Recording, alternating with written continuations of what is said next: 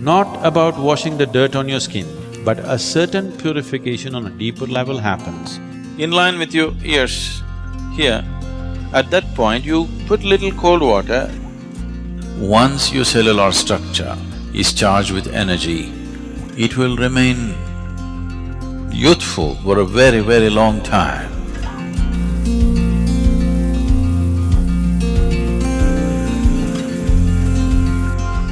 In most Indian languages, in common usage, the word hatha means being adamant. This is a quality that you will need. Your body says, enough, I've had it, but you're adamant. This is Hatha Yoga.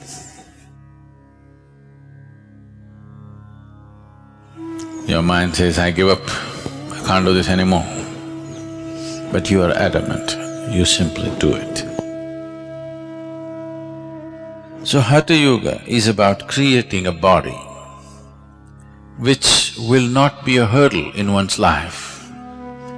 It will become a stepping stone, but not a hurdle, not a roadblock in one's progress of blossoming into his ultimate possibility.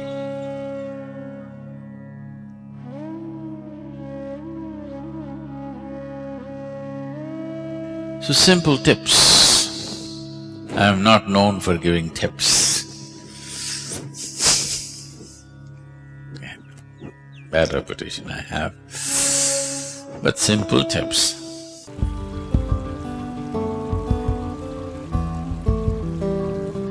In the yogic culture, a shower, there was no shower. Bath always meant dip in the river. They always went to the river, dipped, come out and do it. If you do this, your muscles will be good. So, an alternate way of doing it is, usually in our homes, the pail that we use to pour water is this big. At least it has 4 liters of water. If you do this, the whole body, that's it, always… I'm not going to insist on this for the ladies, your hairstyles and everything, but always a bath means the first pail of water is on your head, always. Putting cold water on your body will shift the heat into your brain very rapidly, it should not happen. So this is why those who don't want to wet their hair, at least should take a little bit of cold water and put it… there's a point here, in line with your ears, here. At that point, you put little cold water, immediately you will see a certain cooling happens in the head region. After that, you can have bath with just the body. But otherwise, you always… the first pail of water is over your head, not on your body. So what you do is, you fill the bucket and that's the best way to do it in the morning. The body should be immersed in water, that you're trying to create a simulated dip in the river, okay? At the same time, the whole body should be… at least the skin should be covered in water at the same time, not like this, like this, If you pour water, the whole body… the body should think you're taking it for a dip. So, if you pour like this, there is a certain coolness in the system and muscles become very flexible. Shower can do it too, if the shower is forceful enough, or at least if the volume of water is good enough, shower can easily do that.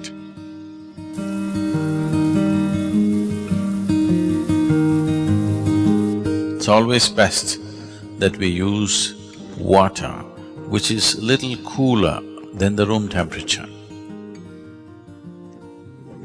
Just a certain volume of water to flow over you, or to be immersed in a water which is cooler than room temperature.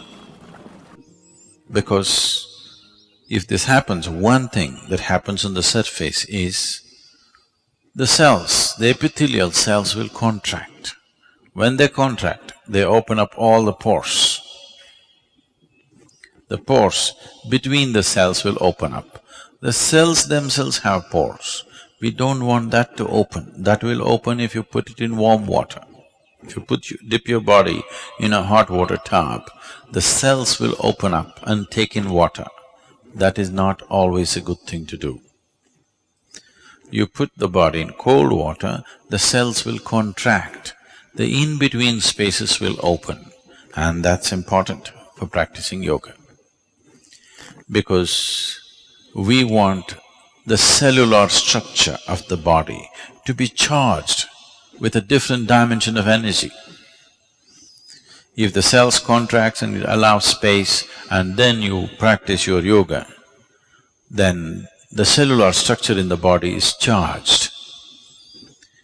Why one person seems to be far more alive than the other is essentially because of this. And once your cellular structure is charged with energy, it will remain youthful for a very, very long time. When people are thinking, why the old bugger is still not dead, you still feeling like you're 25.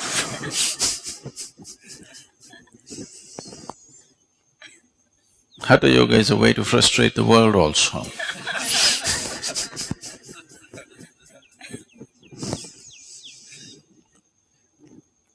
So, water which is cooler than the room temperature, in India, it is in South India at least, it's not so much of a problem. The water is always in that temperature, ideal place.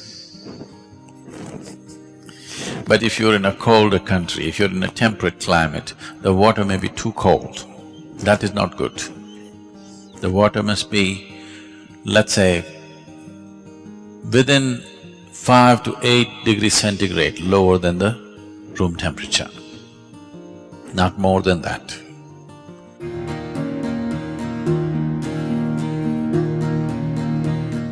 So if you have a tendency to catch cold initially, first couple of weeks, you put a spoon of eucalyptus oil in the water, cold water, and pour it over you. You will see your cold will go away, not because of the eucalyptus oil, just because of the cold water.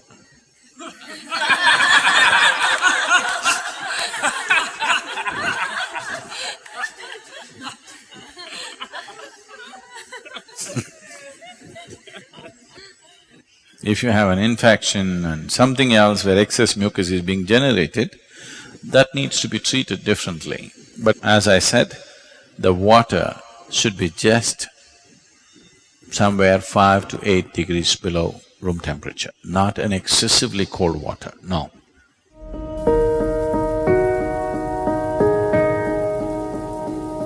If there's any kind of interaction, any kind of mingling and mixing of whatever kind, if you're in a crowd for too long, when you go home, first thing is shower. You must do this. If it takes 3, 4, 5 showers in a day, it doesn't matter. For a sadhaka, it's good to shower many times a day. You shouldn't overdo it. But there were times when I used to shower minimum 5 to 7 times a day. Now it's come down to maybe 2 definitely, sometimes 3. 2 is a must for you. More is good. Any kind of physical contact happens with somebody, a period of more than, let's say, 6 minutes, if you're even holding somebody's hand, before you do yoga, it's best that you have a shower. This is not a cleansing thing. We are not trying to clean the body, that's not the point. It's not because somebody is impure, you're trying to clean your body. Yoga is a way of organizing your energies into an individual. So if any kind of transaction happened too much, if I come and sit in a program, I'm not even physically touching anybody, if I sit in a program for 2-3 hours, first thing is shower. Because just the interaction creates a certain amount of… the integrity of your energy becomes little loose. So at any time, First thing when you go home, shower. Shower need not mean soap, shampoo, this, that. A bucket full of water, boom. Just water flowing over, it purifies. How does water purify without washing and scrubbing? Not like that. You know, in nuclear reactors, they're using certain metals, particularly metals like titanium and even platinum and few other things. If they want to purify these metals, they want metals in the purest form. In the normal laboratory process, they can only purify to a certain point, beyond that they're not able to purify. So what they do is, you make a rod of this metal and make another ring. Just move it up and down without touching. Just do this. You will see the metals will get purified. So 72% of your body is water. You just throw water over this, there is a certain purification. Not about washing the dirt on your skin, that is anyway there, that's a different thing. But a certain purification on a deeper level happens, just allowing water to flow over you. Have you seen, suppose you are very tense on a particular day, when you go and stand under the shower, you don't want to come out, you want to just stay there for some time. Those 3 minutes or 5 minutes in the shower hasn't solved any problem in your life, but when you come out, it looks like it's gone. You're like born fresh. Have you noticed this? You feel it's all gone because all that's happening is, this is largely 2/3 of it is water. If just water flows on this, certain things will change.